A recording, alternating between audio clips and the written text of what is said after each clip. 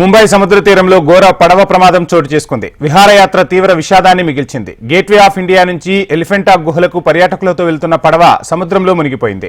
ఈ ప్రమాదంలో 13 మంది జలసమాధి అయ్యారు. 114 మంది పర్యాటకులతో వెళ్తున్న ఫెర్రీని గేట్వే ఆఫ్ ఇండియా వద్ద చక్కర్లు కొడుతూ వేగంగా వచ్చిన స్పీడ్ బోటు ఢీకొట్టింది. దీంతో ఫెర్రీకి రంధ్రం పడి అది సముద్రంలో మునిగిపోవడంతో 13 మంది మృత్యువాత పడ్డారు. ప్రమాద సమయంలో ఫెర్రీలో 114 మంది పర్యాటకులు ఉన్నారు. అయితే ప్రమాదం జరిగిన వెంటనే రెస్క్యూ బృందం స్పందించడంతో 101 మందిని సురక్షితంగా కాపాడగలిగారు. 11 నేవీ పడవలతో సహా తీర ప్రాంత దళాలకు చెందిన 3 పడవలు, 4 హెలికాప్టర్లు కూడా ఈ ఆపరేషన్లో పాల్గొన్నాయి. పోర్ట్ అధికారులు, కోస్ట్ గార్డ్, మత్స్యకారుల సహాయక చర్యల్లో పాల్గొని 101 మందిని కాపాడారు. ఈ ఘటనపై మహారాష్ట్ర ముఖ్యమంత్రి దేవేంద్ర ఫడ్నవీస్ తీవ్ర దిగ్భ్రాంతి వ్యక్తం చేశారు. మృతుల కుటుంబాలకు 5 లక్షల రూపాయల పరిహారాన్ని ప్రకటించారు సీఎం.